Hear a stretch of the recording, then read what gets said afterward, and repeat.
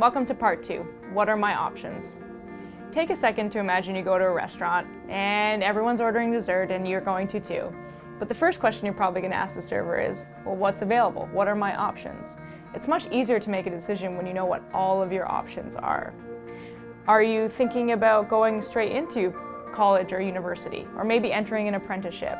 Do you have the drive to open your own business, combining work and school maybe, or thinking about volunteering or traveling abroad? These and all other options are available to you at any point in your career path. So, how do you know what your career options are?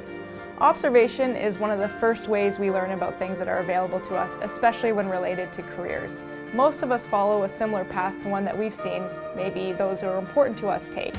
So, maybe you want to be an ironworker because your father and grandfather were ironworkers. Or maybe your auntie is a hairdresser, and so you see that and you might be interested in that. It is also common for people to pick schools based on an experience of a friend or a family member. While observation is a great way to learn about career opportunities, it does have its limits. So how do we find out about opportunities that we might not even know exist? So combined with observation, research can also help shed a bit of light of all the opportunities that are available to you. So start with some brainstorming. In all of your wildest dreams, think of all the career possibilities that you might be interested in. Start by writing them all out. So to get started on building this career options list, think about questions like, do I enjoy working with seniors or elders in my community? What really interests me? What am I available to do in my home community? What jobs are available? Or do I want to travel? What jobs are available abroad? You could think about questions about what gets you excited, what gets you out of bed in the morning, and these are all available to you on your career options list. So write them down and make sure that you don't hold back. So once you've got this career list started, you can expand it even further by using the internet and doing a little bit more digging and research. Maybe go to the school that you're interested in's program website. They typically have careers that are associated with each program listed there. Or you can go to a job bank profile website and do some digging on areas or topics that are interest to you. For even more ideas, try searching terms like job profiles or employment trends. A little tip here would be to add Canada or Ontario or the province that you were interested in working in beside it to help narrow your search. Those would be a good place to start to see what's available in your area. If you've completed any of those self-assessments that I spoke about earlier, you can refer back to it. Maybe they have some careers that are associated with there and that you can do some further digging and research on.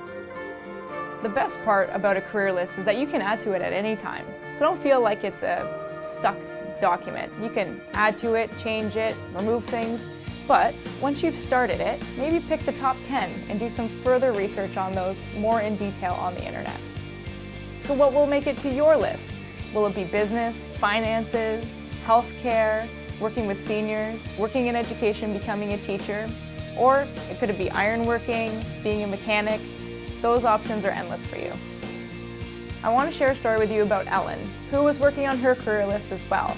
She was out doing research, writing it all down because she knew that she wanted to work in the healthcare field. So she was trying to figure out where exactly she fit in the healthcare field. So with a bit of research, Ellen found nursing, occupational therapy, and physiotherapy as possible options that interested her in the healthcare field. So Ellen decided to start with occupational therapy. She read some job profiles online so that she was familiar with the skills required and the education needed to get into that field. She found out where there were jobs available and was very happy to find a starting salary that met her needs. Ellen also gained first-hand knowledge by speaking to an actual occupational therapist, which helped her immensely in figuring out what the actual day-to-day life of an occupational therapist would be like.